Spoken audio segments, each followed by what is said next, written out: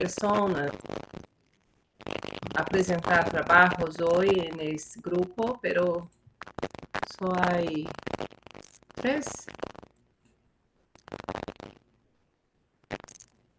Rosária e Flávio, Luz Ángela. Y entonces, si hablamos en portugués, ¿hay algún problema, Rosária? No, ningún problema. Muito bem.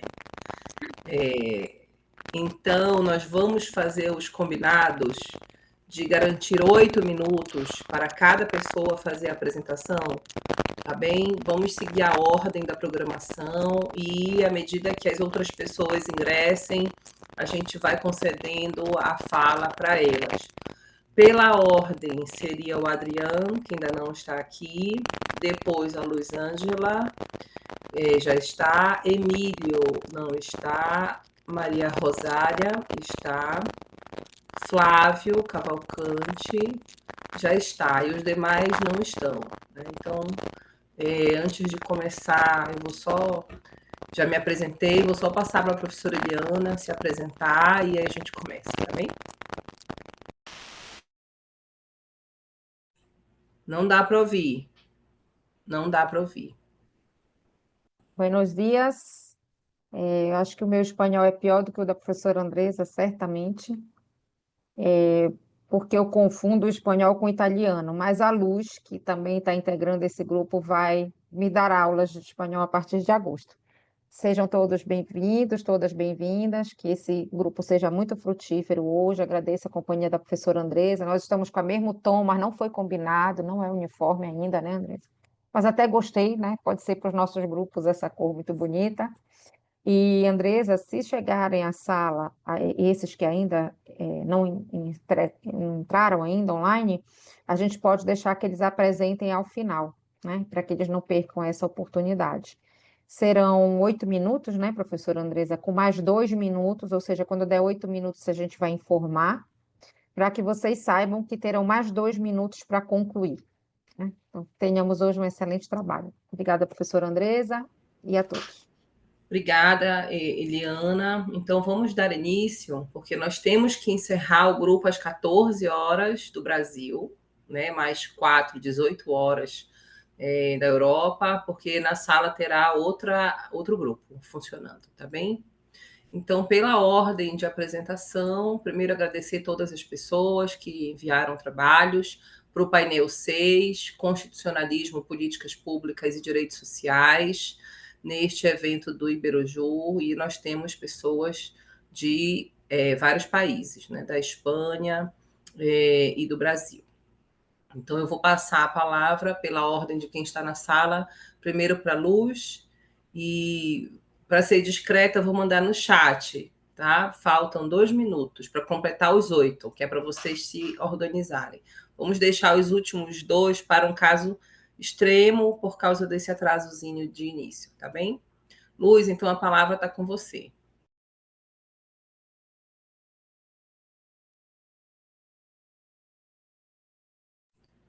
Não te ouço. Consegues ouvi-la, Eliana? Não. Não te ouço, Luz. Luz, nós não estamos conseguindo ouvir. Teu áudio não está funcionando. Não se escuta. Não. Consegues entrar pelo celular? Ela vai tentar. Enquanto isso, Luz, para a gente não atrasar, a gente vai passar para a próxima apresentação. Certo? Tá. Professora Andresa? Pode ser, então, Rosária?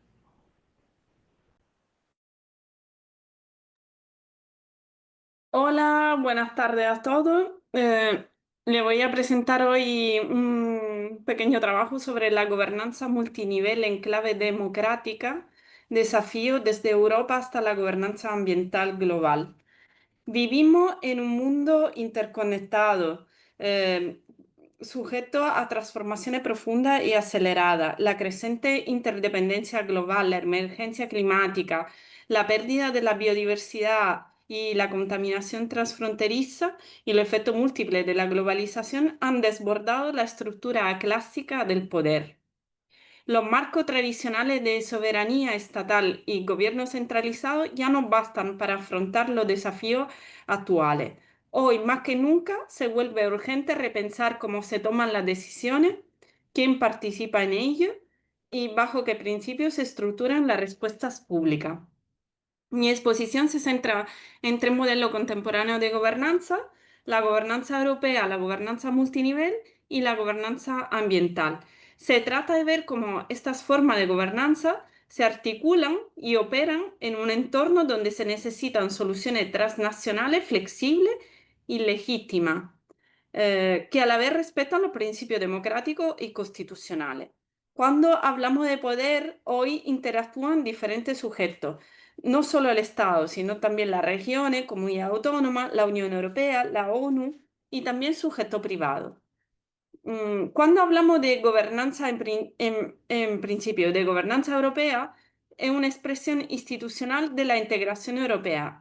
Se hace referencia a la dinámica, a los procesos decisionales dentro de la Unión Europea, cómo interactúan el Consejo de Europa con la Comisión Europea, el Parlamento Europeo, el gobierno de los Estados miembros y las regiones y varias agencias y organismos internacionales. La Unión Europea ha adoptado la gobernanza para mejorar su funcionamiento y eficacia como realidad política e institucional. El libro blanco sobre la gobernanza europea del 2001 presenta 5 principios fundamentales para una buena gobernanza. El principio de la apertura. Hay que explicar mejor lo que se está haciendo. Las instituciones europeas actúan de manera más abierta, accesible, utilizando un lenguaje claro. El principio de la participación, el segundo principio. Más participación en toda etapa, en la elaboración y ejecución de política comunitaria, en la responsabilidad, delimitación de roles y funciones entre la Unión Europea y los Estados miembros. Y finalmente, eficacia.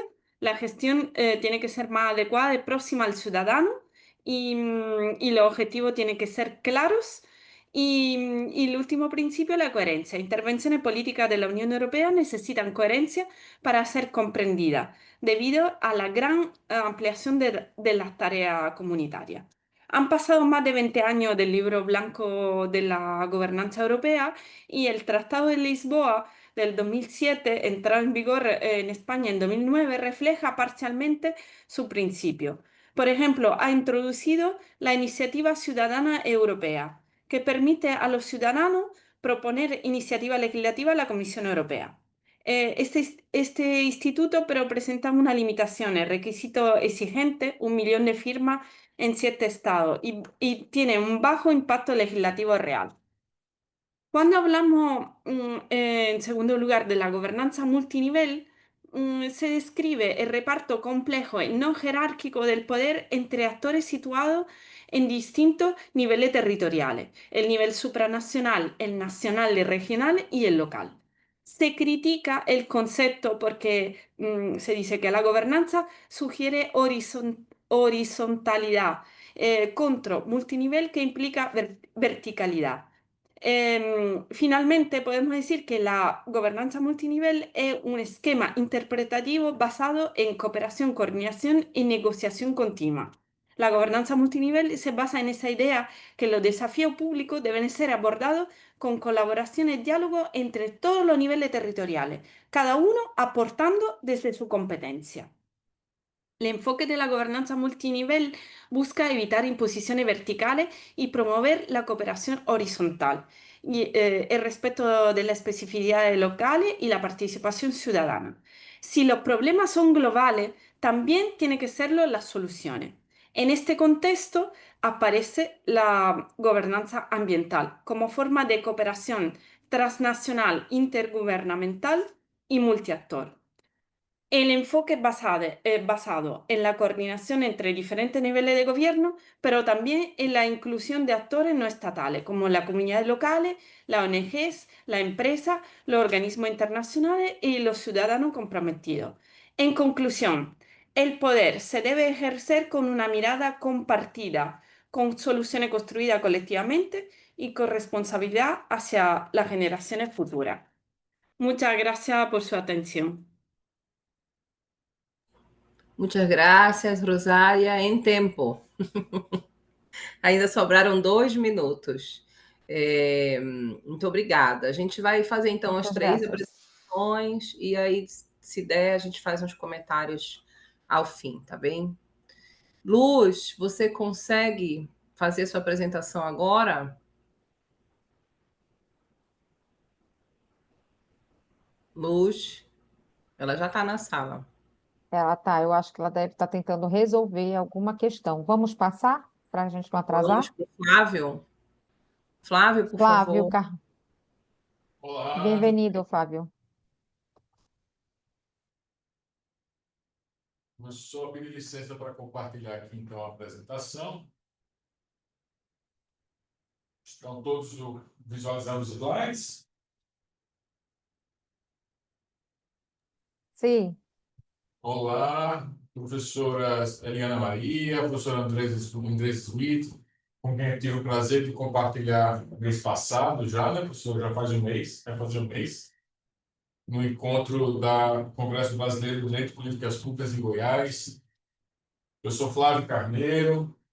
Trago aqui a apresentação, então, da pesquisa sobre a discussão da judicialização da saúde no Rio Grande do Norte, que é o estado onde eu moro, uma perspectiva econômica da interferência do Poder Judiciário na gestão pública. Trazendo um pouco dessa trajetória, não só acadêmica, mas profissional. Hoje eu sou superintendente substituto do Ministério da Saúde aqui no estado.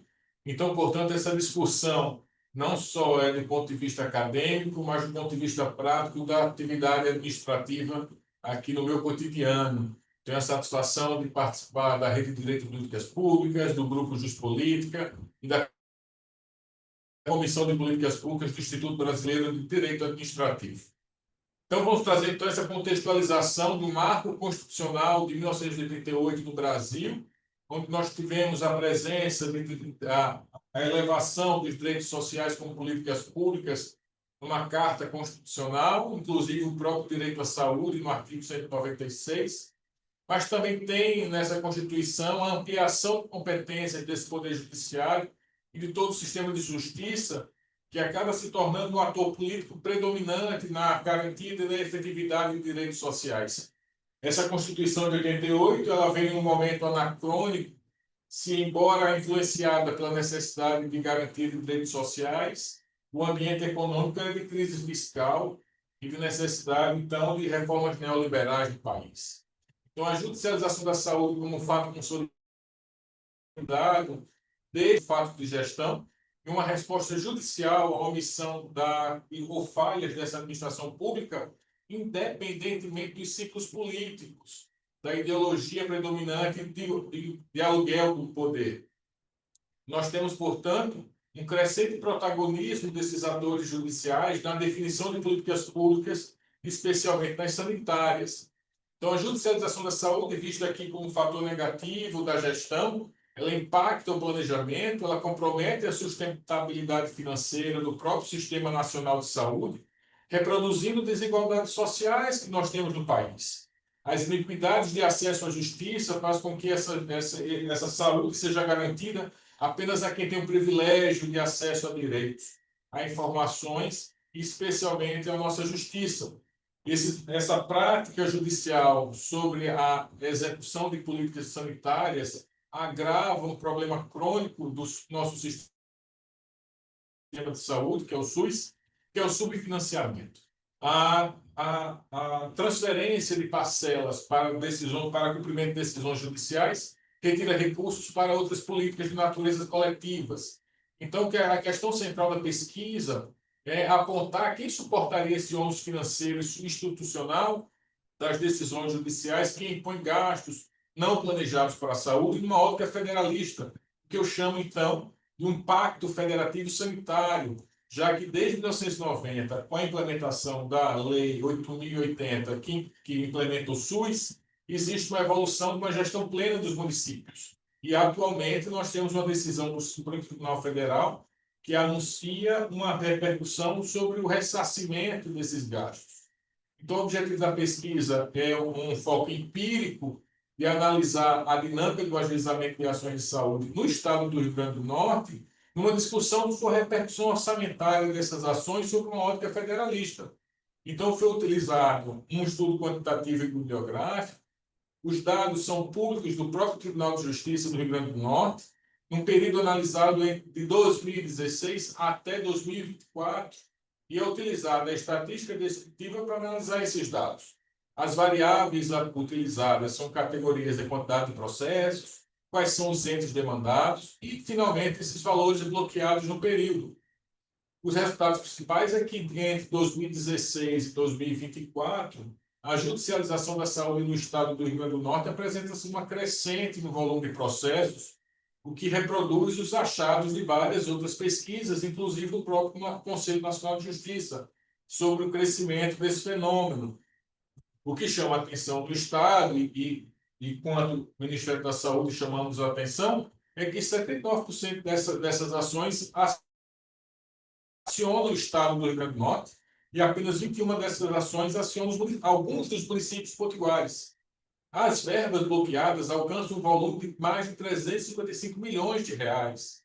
E 96% desse recurso são bloqueados no Tesouro Estadual. Apenas 4% recai sobre os municípios.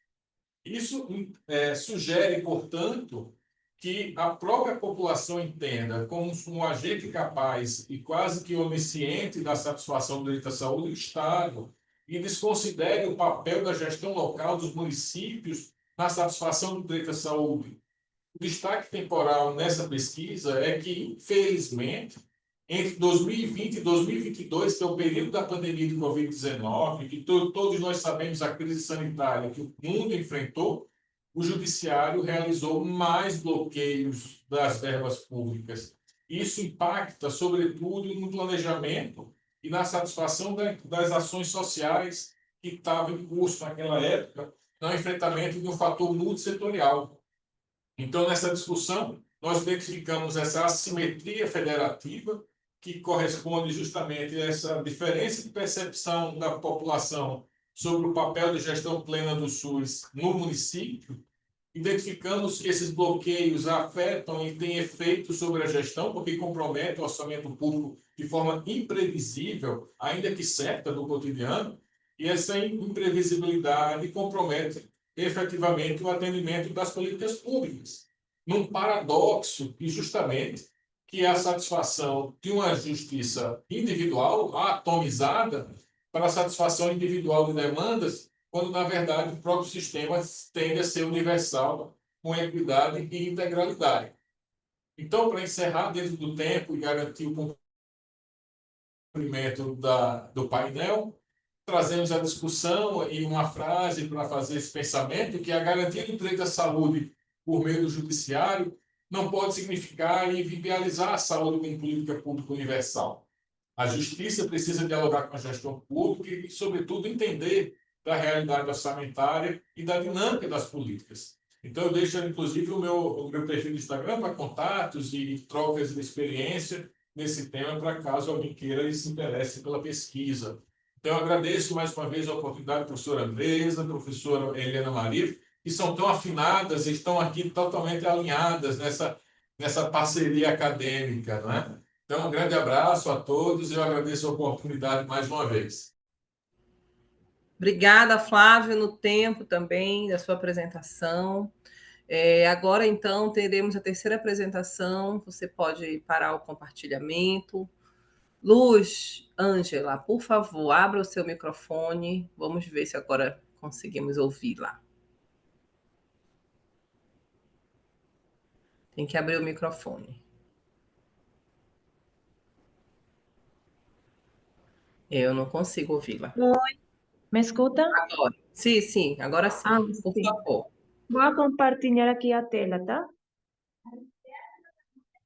Só un minutinho.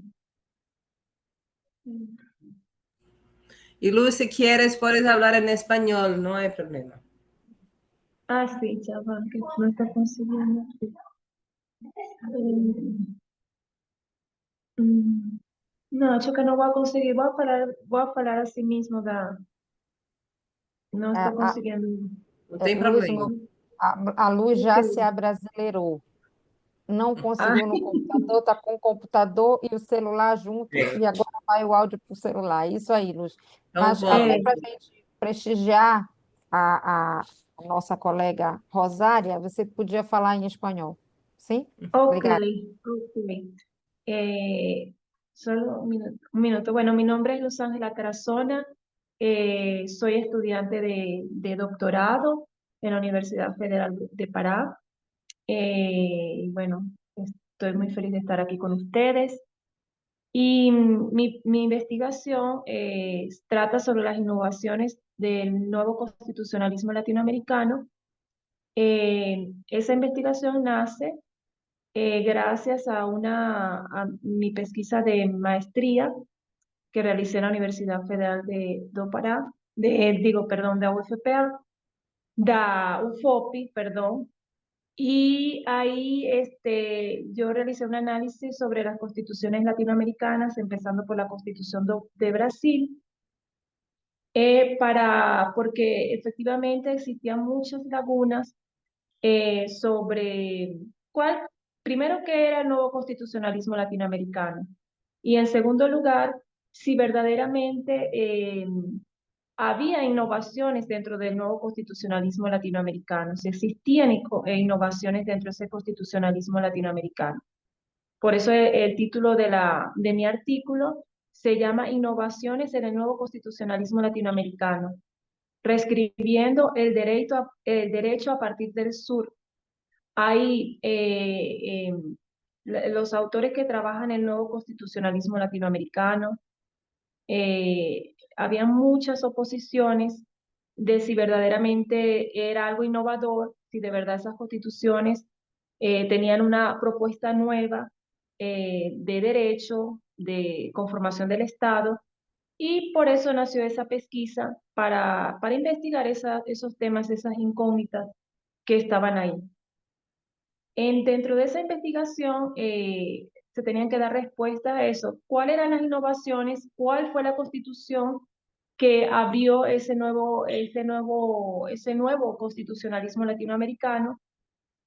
Porque había divergencia entre los autores, había uno que inicialmente hablaba de que era la Constitución de Brasil, otros hablaban que era la de Colombia del 91, otros postulaban la de Venezuela del 99. Entonces se tuvo que realizar una investigación bien profunda de todos los textos constitucionales a partir de la Constitución de Brasil de 1988.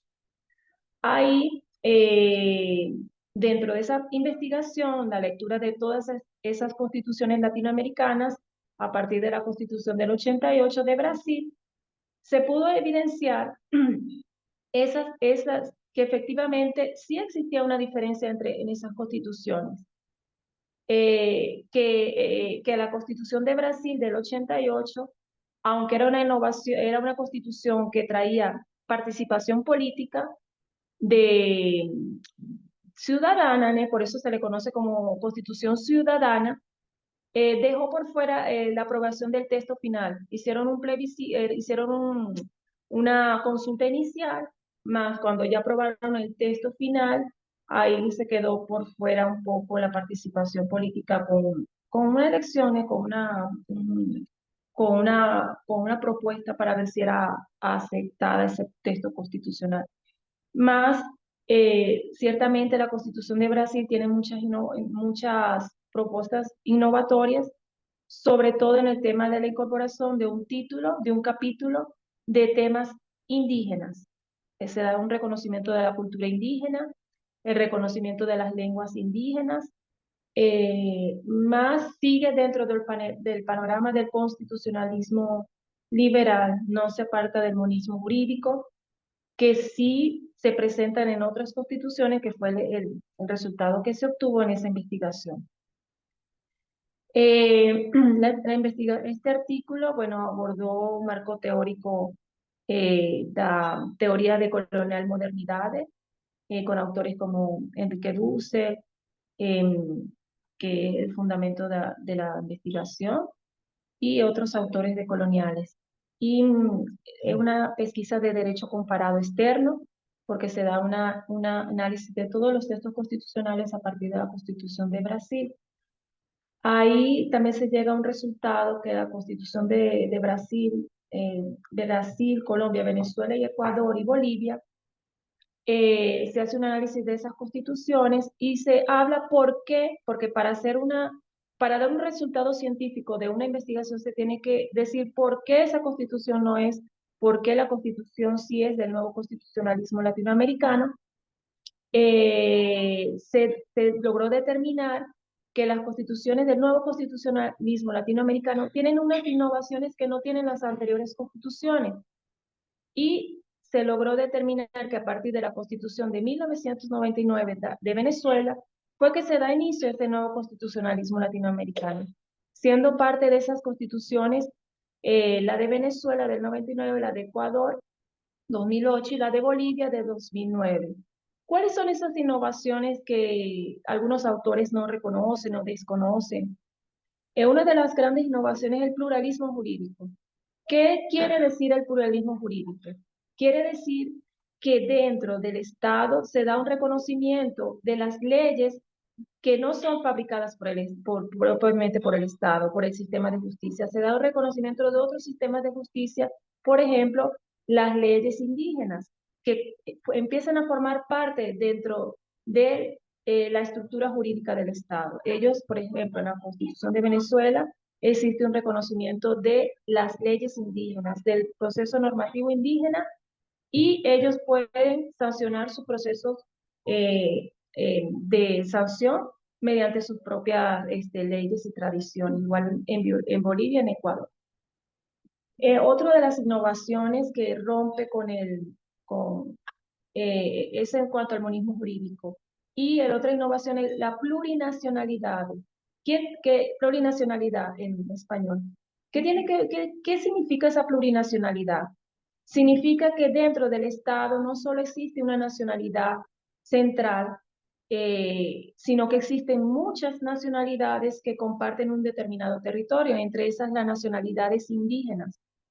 Ellos, aparte de dar ese reconocimiento, las integran dentro de las estructuras del Estado, colocándolas dentro del poder legislativo, por ejemplo, con la asignación de cuotas indígenas de participación fija. Aunque, por ejemplo, en el caso de Brasil existe participación indígena, no es por ley, sino por propia motivación y no es constante, porque no hay una cuota indígena para participar de los pueblos, por ejemplo, que han sido subalternizados históricamente. Eso otro de los avances. El otro tema es el derecho de la naturaleza. Dentro de este nuevo constitucionalismo se da una nueva concepción de los derechos de la naturaleza, una nueva forma de ver el derecho de la naturaleza desde la naturaleza y no desde el hombre, desde el ser humano, sino se observa al ser humano como parte de esa naturaleza y a partir de esa concepción diferenciada se da un eje de conservación como un derecho de la naturaleza, no un derecho del hombre o de la mujer a explotar o explorar la naturaleza. Y otra diferencia o innovación que también tiene este nuevo constitucionalismo latinoamericano es la creación de nuevos poderes. Por ejemplo, en la mayoría en las tres constituciones se da la creación, el rompimiento de la estructura tripartita del poder, incorporando el poder ciudadano y el poder electoral. Entonces se da el rompimiento de esa estructura, incorporando nuevos poderes. Y bueno, esas serían las instituciones más importantes. Y bueno, en cuanto a los resultados y a las consideraciones finales que yo podría hablar para ustedes, es que sí existe un rompimiento de ese constitucionalismo liberal, existe un rompimiento, una nueva creación constitucional innovatoria que ciertamente ha tenido influencia en Latinoamérica y en el mundo con una nueva concepción de derechos, una nueva concepción de derechos de la naturaleza, una nueva concepción de incorporación de la interculturalidad dentro del Estado y más tiene sus procesos de incorporación y de avance por ser algo innovatorio. Siempre va a tener avances y retrocesos. Es normal en un proceso de construcción de un nuevo derecho. Entonces, eso es lo que se ha podido evidenciar en el tiempo en relación a la aplicación de esas nuevas normas constitucionales en Venezuela, en Ecuador y en Bolivia. Bueno, sería eso. Muchas gracias por la escucha y por la aceptación del artículo. Gracias. Obrigada. Muchas gracias, Luz. Tenemos a mais uma persona, Francivaldo.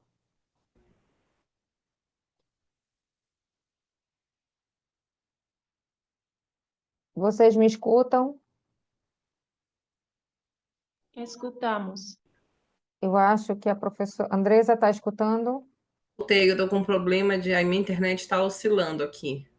Sim. Então temos, acho que o último apresentador hoje é Francivaldo, correto? Eu acho que não, ele está como ouvinte, Francivaldo, porque o nome dele não está na lista de trabalhos. Você pode explicar para a gente aí no chat? Você está só como ouvinte no grupo? Ou você tem trabalho para apresentar? Vocês estão me escutando? Sim. Sim. Eu apresentei o meu trabalho, estou aqui como ouvinte. Eu achei interessante todos os temas. Tá ótimo. Fiquei acompanhando aqui vocês. Seja bem-vindo. Muito obrigado. Bem-vindo. Parabéns pela coordenação. Está muito bom. Obrigada. Então, nós Obrigada. temos apenas 3 autores, Eliana, e eu ia propor que a gente fizesse alguns comentários, né, já que temos tempo, sobre as 3 apresentações. Eu gostaria muito de fazer um comentário inicial sobre o trabalho da Rosária, né, porque ela traz uma importante reflexão no ano em que vai acontecer a principal conferência, né, em relação ao tema ambiental no direito internacional, que é a COP 30, que coincidentemente vai ser aqui em Belém do Pará, onde a gente mora, na região norte do Brasil. E eu acredito que o tema que você traz é extremamente relevante, porque nós temos mais de 50 anos de relacionamento multilateral para essa governança global em tema ambiental, mas esse ano as expectativas elas estão mais baixas em relação à assunção de novos compromissos ou mesmo de reforço nos compromissos atuais, né? Então, eu sei que você fez um recorte e um olhar sobre a Europa, mas se a gente pensa que realmente a questão ambiental é um tema que é vivido localmente, mas que exige respostas globais, a gente também precisa falar desse multilateralismo global, né? Os países europeus, eles têm um sistema específico, que é o Sistema Europeu de Construção de Governança, mas também fazem parte do sistema global, assim como se interrelacionam com países de outro continente. Então, eu precisava fazer essa pontuação da importância do tema do seu trabalho, né? Mas quem sabe, e aí é só uma questão, não sei se você avançou ou vai avançar para refletir sobre a crise dessa governança em tema ambiental, né? Já há alguns autores dizendo da dificuldade que se encontra atualmente a relação internacional no cumprimento desses compromissos de acordos, convenções e determinações internacionais. Então, eu queria deixar essa pontuação e aí te dar alguns minutinhos, depois eu passo para a professora Eliana comentar os demais trabalhos. Rosária, por favor. Sí, claro. El tema es no solo a nivel europeo, sino a nivel de tratados internacionales, ¿no? De la relación que hay con Estado tercero. Y al final, pues, no subí la presentación. No subí la presentación que había preparado. Hice la crisis medioambiental necesita una acción concertada a los niveles más altos, ¿no? De la comunidad internacional, pero también un reforzamiento de la implicación a los niveles más bajos, o sea, a nivel local, ¿no? ahí está como dos vertientes, una para arriba y una para abajo. No sé si he explicado la duda o es muy complejo, ¿no? El tema medioambiental Sim, y, pode terminar, y desculpe. vale, vale. Y, ¿no? Y cómo se está actuando ahora con el tema del cambio climático, por ejemplo, que es lo más urgente, lo más es un disparate realmente a nivel jurídico. Hay normas de tanto tipo, de tantos niveles, que es eso, ¿no? Pues la comunidad internacional tiene que tomar una decisión. Seguramente habría que adoptar un tratado universal, pero a nivel local es súper importante las acciones locales, ¿no? Para invertir esta tendencia y que podamos entregar a las generaciones futuras un medio ambiente sano. É isso, Rosária. O complexo do momento é a gente refletir sobre essas grandes dificuldades de articulação entre todos os níveis, né? Então, parabéns mais uma vez pelo seu trabalho. Professora Eliana, você gostaria de comentar também o trabalho do Flávio e depois da Muy bueno, Luz? muy bueno. Eu vou retomar a Rosária para conseguir fazer a vinculação com o Flávio. Quando a Rosária fala de meio ambiente e dessa expectativa de governança em nível da Europa, mas sabendo que essa governança é multinível, falar de meio ambiente está diretamente vinculado a falar a direito à saúde. Por quê? Porque a saúde ela é um complexo de direitos que depende da pessoa, mas também do meio ambiente. E quando esse meio ambiente ele não é tratado, seja natural ou seja estruturado pelo ser humano, nós teremos um impacto direto na saúde. Queria parabenizar, portanto, a Rosária, o Flávio e a Luz pelas suas pesquisas e dizer, Flávio, o teu local de fala é bem interessante. Você está falando da onde vive com a judicialização e tem que lidar com ela de forma direta. E aí, essa questão da judicialização dos processos no Estado brasileiro. O Flávio está na sala, desculpa que eu não estou vendo o Flávio, tá, né? Ok. Estou aqui, professora. Estou aqui. Ah, muito bem.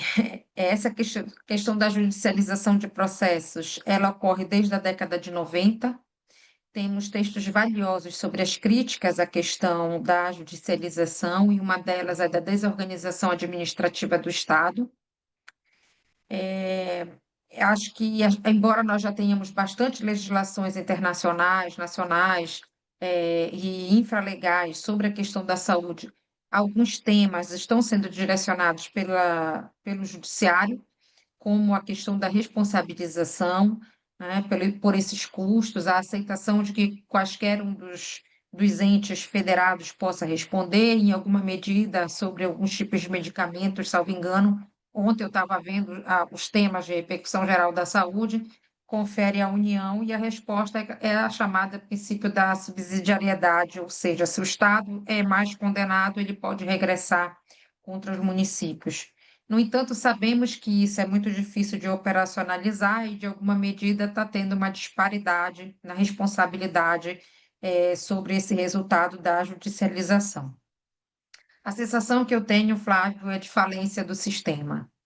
E vejo isso não só pela necessidade da judicialização, mas porque o Estado brasileiro não consegue cumprir com aquilo que ele determinou na Constituição.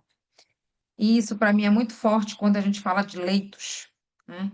Eu estive recentemente aqui num evento aqui no Pará, falando sobre leitos, e aí eu vi o quadro, quanto se consegue responder às ações judiciais em busca de leitos. Dos 100%, 48%. Isso, para mim, demonstra ou falta de recurso, ou falta de gestão, mas falta alguma coisa para que isso possa ser operacionalizado. Quero me informar que eu sou constitucionalista de formação e na parte de doutoramento em direitos humanos. Portanto, as minhas falas, elas são eh, também críticas ao nosso sistema, mas não desconhecendo aquilo que nós temos como legislação, mas tentando abdicar do que existe de legislação para pensar em algo maior, algo antecedente à própria Constituição. E aí eu me pergunto, dentro desse sistema, em que todos os estados, não só o Estado brasileiro, mas todos demonstraram extrema fragilidade, não comprometimento com a questão dos leitos, quando tivemos a situação da Covid, então é, não é privilégio do Estado brasileiro ter passado por essa questão, mas eu me pergunto se talvez seja necessário dar um passo para trás para dar outro passo para frente. Em que medida eu digo isso? A Constituição Alemã, Lei Fundamental de 1949, abdicou de constitucionalizar direitos sociais que vinham na Constituição de Weimar. Isso não quer dizer que o Estado alemão não preconiza direitos sociais. Isso quer dizer que ele não os coloca na fase de constitucionalização. Isso talvez fizesse repensar o processo de direito à saúde no Estado brasileiro, mas, sem dúvida nenhuma, há um problema de governança aí, há um problema de governança, porque nós não conseguimos desenvolver estruturas suficientes para evitar o processo de judicialização. O judiciário, por sua vez, tem modificado o seu comportamento ao longo dessas 4 décadas, porque entendeu também essa sua intromissão, né, no processo administrativo. Bom, feito isso, eu passo para a Luz, e depois queria que o Flávio fizesse comentários, né, Flávio, sobre isso. A professora Andresa está levantando a mão. Professora Andresa, gostaria de falar.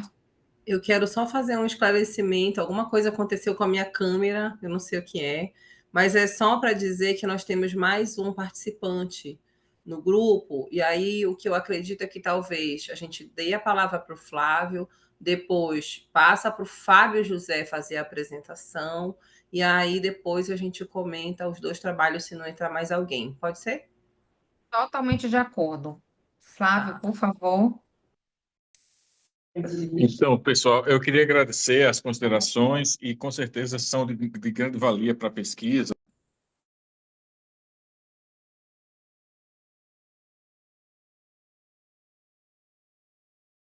Flávio, o seu áudio fechou. Ah, perdão. Funcionou agora?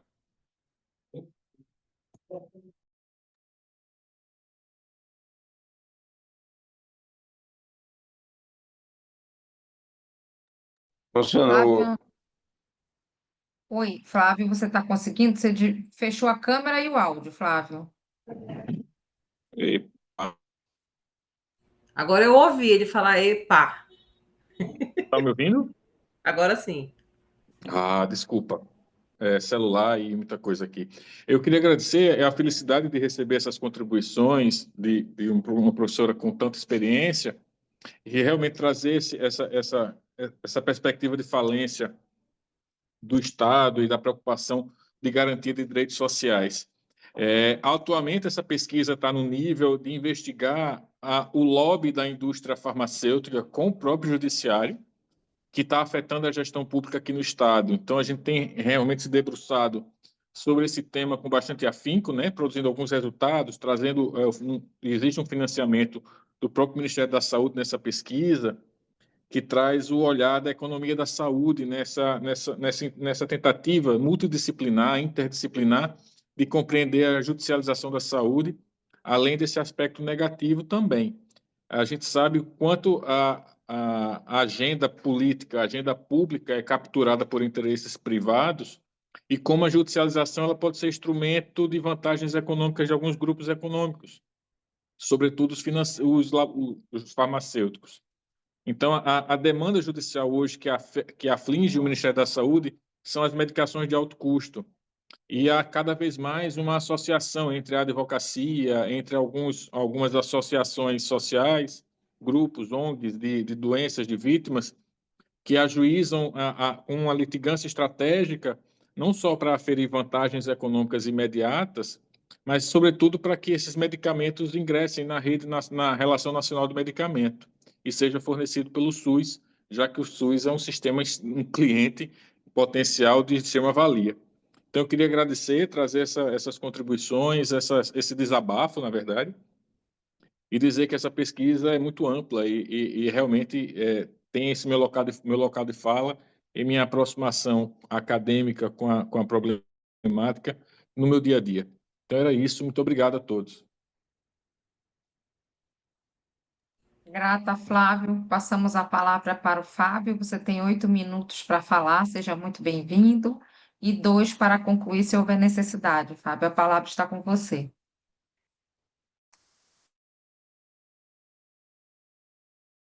Não estamos conseguindo ouvir o seu áudio.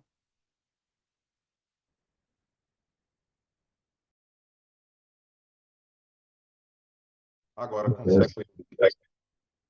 Sim? Ótimo. Boa tarde a todas e todos. Eu falo de João Pessoa, na Paraíba, sou brasileiro, estou cursando doutoramento pela Universidade de Salamanca e, com grande alegria, participo desse conclave aqui de ideias, de pensamentos.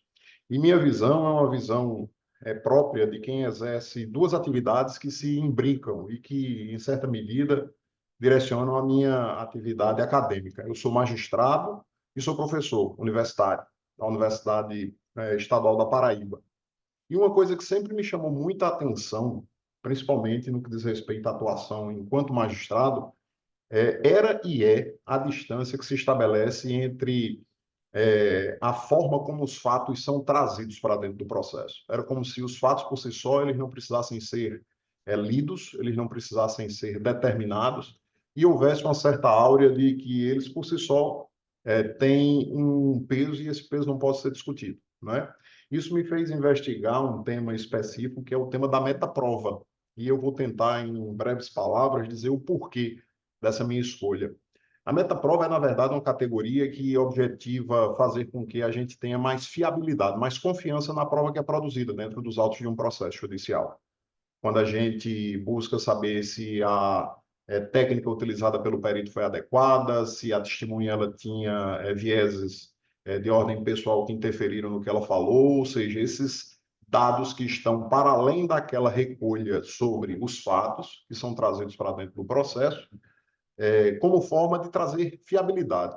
E por que eu fiz essa escolha? Porque hoje em dia, eu acredito que numa sociedade hipercomplexa como a nossa, e na qual a hiperdocumentação dos fatos toma um viés nunca antes visto, a gente meio que está mudando o foco. A gente já não está tendo tanta preocupação em determinar os fatos. Os fatos hoje são determinados pelas gravações, pelas falas que são recolhidas, pelos conversas de WhatsApp, pelas câmeras dos celulares. Então, nós não temos, como no passado, uma dificuldade tão grande como tínhamos de trazer para dentro dos autos de um processo informações. Essas informações elas estão chegando com muita força. Entretanto, por um outro lado, a gente precisa se cercar de mecanismos que tragam, especificamente no que diz respeito aos fatos, fiabilidade, confiança naquilo que é dito. Por quê? Porque muito do que ainda produzimos em termos de prova leva em conta o elemento humano, ou seja, a forma como nós captamos, como nós percebemos a realidade. Então, a ideia é de se trabalhar fortemente com a categoria da metaprova, atribuindo-lhe uma certa independência epistêmica, digamos assim. Nós não estamos aqui querendo trazer um estatuto próprio para a epistemologia probatória da metaprova, mas apenas querendo fazer com que, com relação a ela, se faça a aplicação de uma epistemologia mais detida. Por quê? Porque durante muito tempo se atribuiu à figura do magistrado o poder de, mediante subjetivismos, mediante solipsismos, determinar a verdade a respeito dos fatos. E a gente acredita, na linha do que defende Michel Taruffi e Jordi Ferrer Beltrán, que há uma característica própria nessa coleta que precisa fazer com que nós nos aproximemos mais de uma justificação racional daquelas conclusões a que chegamos, em especial no que diz respeito aos fatos. Meu trabalho, portanto, ele busca em certa medida, fazer com que esses desafios decorrentes da validação das provas, por intermédio da categoria da metaprova, adquira, desde essa mirada, desde esse ponto de vista, na realidade, um viés mais racionalista. Não um racionalismo ingênuo, que imagina que nós não somos embebidos em circunstâncias, em idiosincrasias, não, em absoluto, nada disso. Mas algo que não desconsidere verdades, digamos, que não sejam meramente fruto de um consenso, meramente fruto de uma presunção de que os fatos são os fatos e, como são, não precisam ser objeto de discussão, de análise, de avaliação para a sua determinação. É basicamente essa a ideia do meu trabalho, pretendo apresentar e ainda, repito, na esteira de fomentar essa discussão, de fazer com que cada vez mais o judiciário caminhe para o quê? Para uma maior racionalidade, para uma maior justificação. Eu acredito que num Estado como o nosso, Estado Constitucional de Direito, não nos seja permitido, enquanto membros de poder, exercê-lo sem se justificar o porquê desse exercício. Basicamente, essa é a ideia, professora. Lhe devolvo a palavra e muito grato pela atenção a todos e de todas. Obrigada, Fábio, pela sua apresentação. Professora Andresa, a senhora quer falar? Ou eu começo? Eu quero agradecer também o Fábio, que ele completou antes do tempo. Isso é fantástico, né? Que dá tempo da gente dialogar um pouco.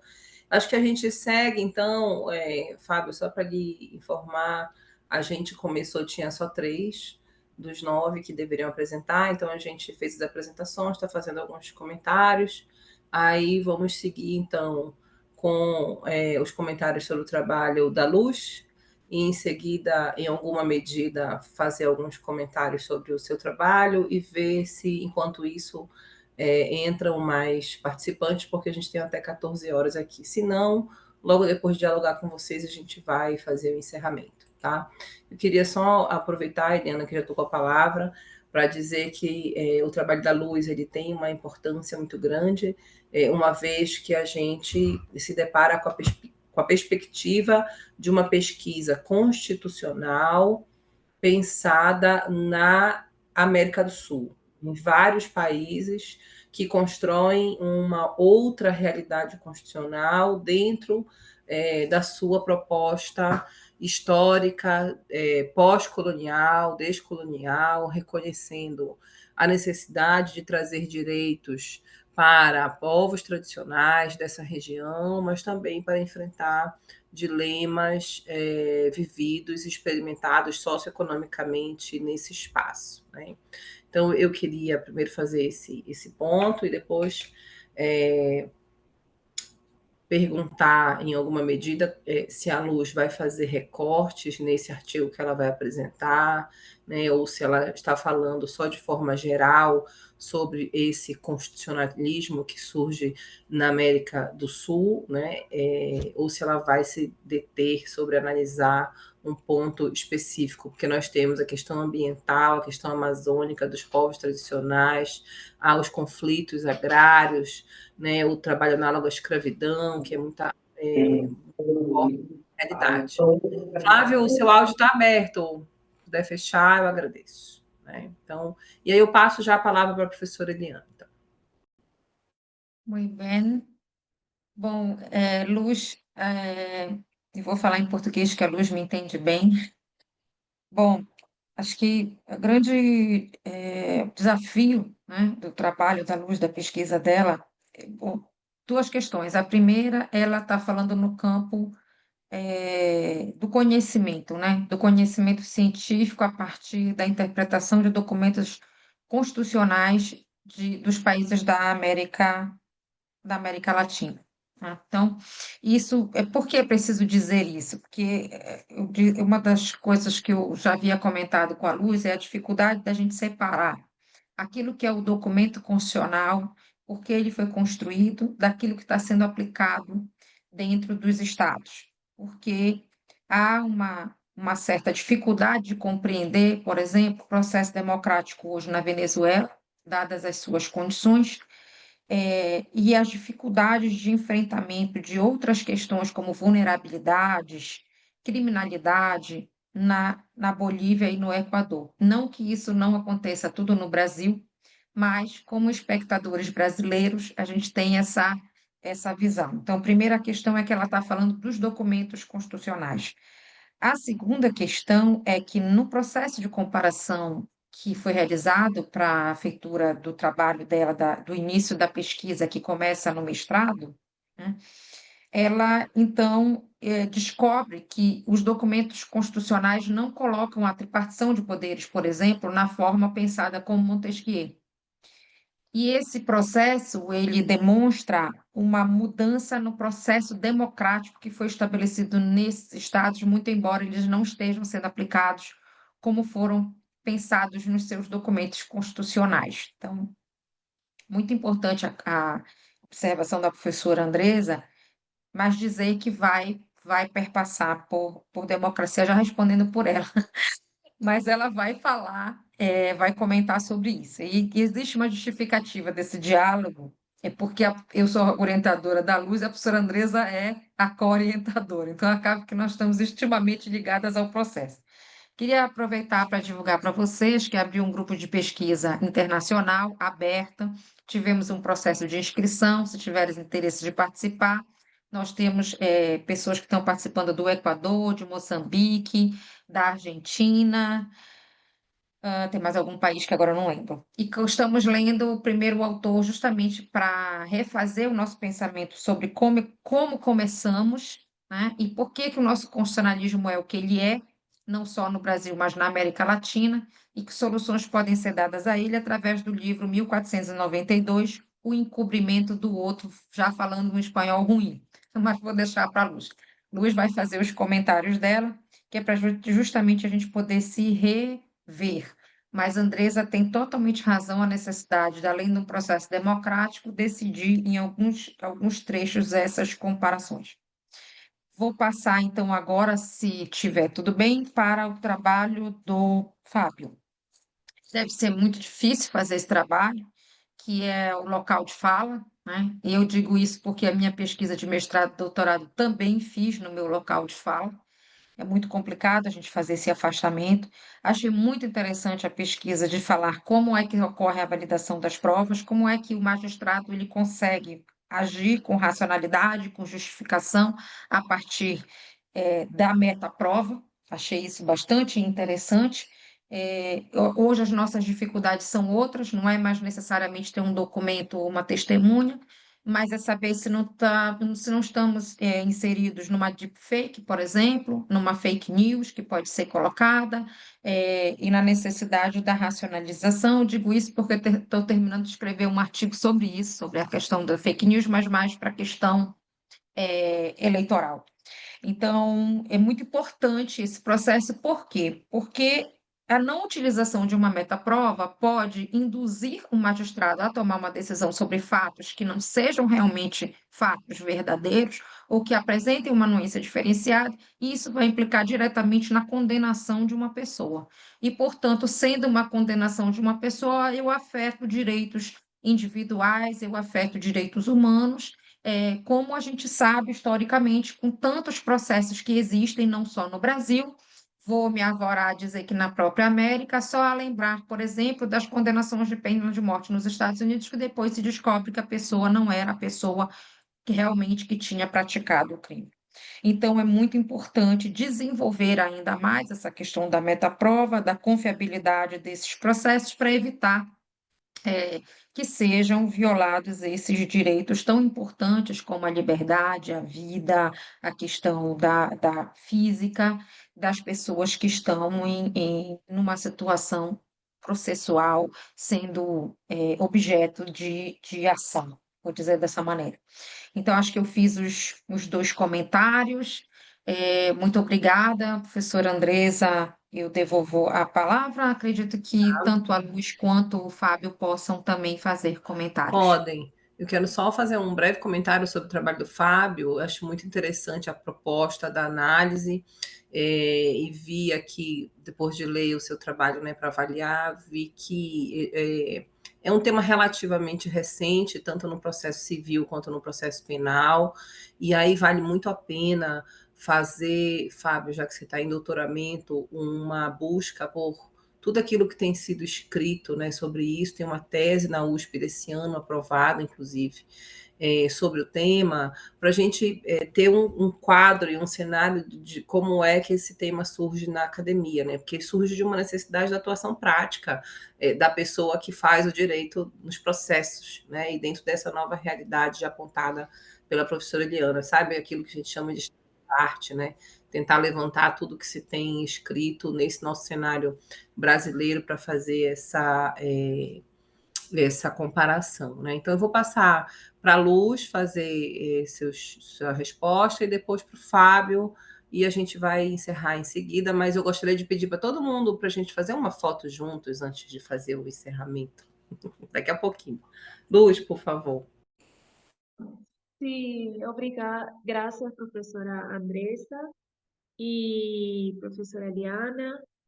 ¿Me escuchan bien? Ok. Ahí no está, no sé, mira, no estoy sabiendo lo que la hay. Pues, como dijo la profesora Eliana, la investigación empezó en la maestría y ciertamente fue una investigación muy amplia, muy fuerte para abarcar todos los temas. Entonces, ¿qué aconteció ahí? Producto de esas lagunas que todavía quedaron, porque no daba para abarcar todo, un tema era la democracia en ese nuevo constitucionalismo latinoamericano. Porque esa democracia es una democracia también diferenciada. Más, ¿cómo es esa democracia que se plantea en el nuevo constitucionalismo latinoamericano? ¿Cuáles son las características diferenciadoras?